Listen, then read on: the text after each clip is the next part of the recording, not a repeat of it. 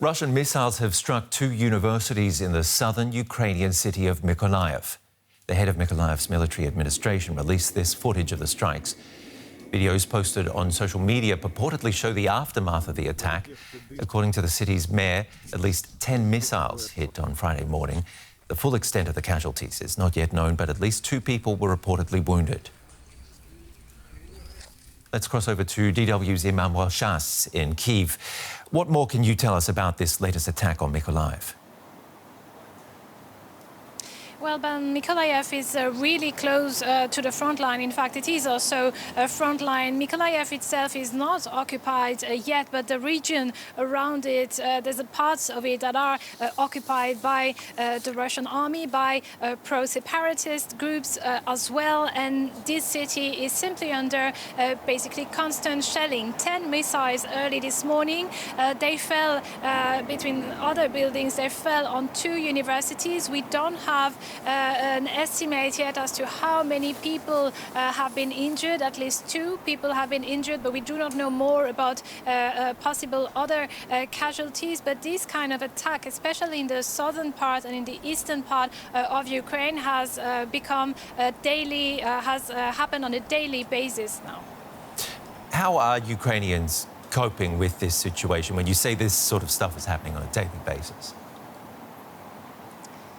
Well, as much as you can see a form of resilience when it comes, for example, to air raid alarms. Yesterday here in Kyiv, we had a series of air raid alarms which lasted, one of them for several hours, another one for 10 minutes. And you can see people in the streets, they just tend to their everyday life. They are very resilient on that account. However, when we get the news that we got yesterday from Vinnytsia with dozens of people killed in a residential area by shelling, those news really affect people. Vinnytsia is a place, where a lot of people, even Kievans, but also people from eastern Ukraine, sent their family because they thought it was safer. And when places that are away from the front line are being hit, as is the case very, very regularly, well, people here really feel that there's nowhere safe all around the country.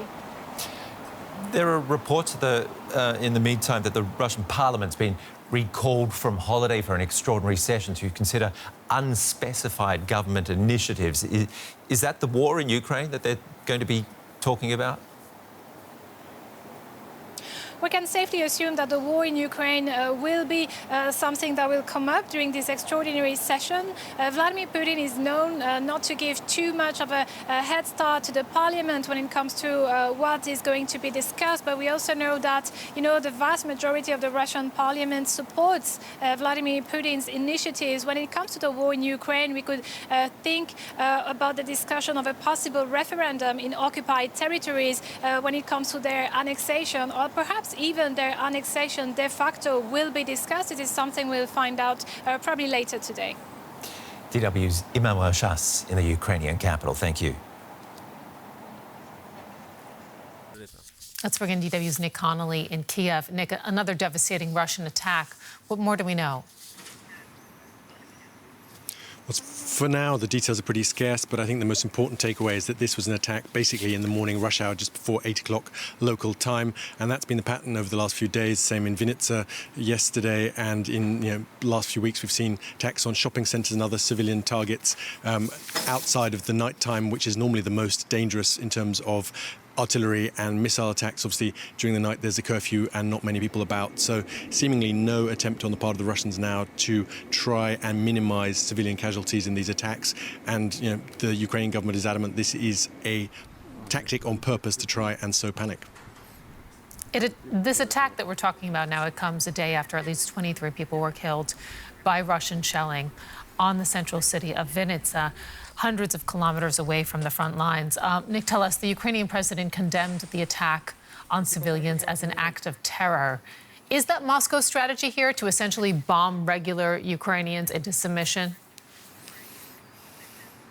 Well, that's definitely the take on this here in Kiev.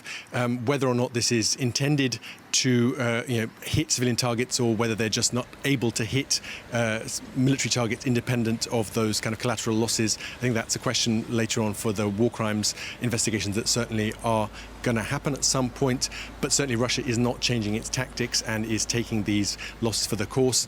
I think the other thing that's important here is that Russia's offensive in the east, on the battle lines in Donbass, is actually slowly grinding to a halt. Those new Ukrainian weapons sent by the West are really helping to take away Russia's advantage, to reduce the amount of ammunition it has to throw at its Ukrainian opponents.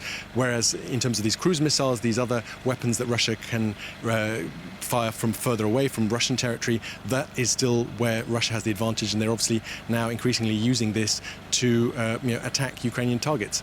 I think the most kind of crucial thing in all of this is that this isn't working for now. The Ukrainians are staying behind their government. There's no real call from the population here to come to some kind of deal with the Russians. And rather than actually getting people to ask Zelenskyy to end this in a hurry, it seems to be building morale and reminding Ukrainians that wherever they are in this country, they are at risk of these attacks. Meantime, Nick, it's expected that Russia's State Duma is going to be recalled from holiday for an extraordinary session to consider, quote, unspecified government initiatives. What's expected? Well, there's been a lot of scratching of heads, lots of confusion, seemingly lots of the Russian parliamentarians also unaware why it is they're being called back. The speculation is that this is to do with Russia trying to somehow cement its control over the bits of Ukraine that it's occupied since 24th of February, since the beginning of this war. There was talk of referendums being held in the same way that Russia did it in Crimea back in 2014, or even maybe dispensing with that and just declaring these bits of Ukraine as Russian territory, which would then allow Russia to say, this is our territory. If you, Ukraine, or Western countries supporting Ukraine, do anything to try and reclaim these territories, which are obviously recognised by no one as being Russian. These are all Ukrainian territory as recognised by everyone. Then Russia would threaten nuclear responses, threaten to use its arsenal, and that would be maybe a kind of negotiating position that Russia would use going into the next couple of months as Ukraine gets stronger, as Ukraine receives more in the way of Western weapons. So lots of confusion there. This is obviously pretty typical for Vladimir Putin, who likes to keep everyone guessing, and obviously a lot of attention here in Kiev today to what happens in Moscow in the Duma and what it is they're going to talk about. Nick Connolly, thank you very much. Ukrainian President Volodymyr Zelenskyy has condemned a deadly Russian strike in central Ukraine, calling it an open act of terrorism. Several Russian missiles struck the city of Vinnytsia, hundreds of kilometers away from the front lines. This footage shows the immediate aftermath. Local authorities say at least 3 missiles hit an office block and damaged nearby residential buildings. Police report at least 20 people were killed, including 2, perhaps 3 children. Nearly 100 people were wounded. Many of them are reportedly in serious condition. Now, for alleged attacks on civilians like in Vinnytsia or in the town of Bucha, Ukrainians want Russia held accountable in the International Criminal Court. The ICC held a conference in The Hague today to discuss its approach to suspected Russian war crimes. Ukrainian investigators, EU officials, and ministers from over a dozen countries agreed to coordinate their investigations. Around 20,000 cases are already open. Ukraine's President Zelenskyy asked the court to open a special tribunal to prosecute Russian leaders. For jurisdictional reasons, the existing judicial institutions cannot bring all the guilty parties to justice. Therefore, a special tribunal is needed regarding this crime, Russian aggression against Ukraine. A tribunal that will ensure the fair and lawful punishment of those who started this history of disaster and tragedy, which has become the biggest war in Europe since the Second World War. Well, the Dutch foreign minister, one of the hosts of this event, says that a special tribunal would be a vital step towards a unified approach to international justice. Take a listen. Just like a climate strategy and a COVID strategy, we need an accountability strategy. A strategy driven by the universal belief that all of us are protected by law. Ensuring that all roads lead to justice, now and in the future. And speaking to reporters after that conference, Ukraine's Prosecutor General Irina Venediktova held up a photograph that appeared to show a child's body as she discussed Thursday's airstrike. It is again the center of Ukraine. Today, 20 people killed by Russian missiles, including 3 children, 52 injured by Russian missile, including children. And this information we have every day from morning till night to morning. We see more and more facts of war crimes. It's more now than 23,000.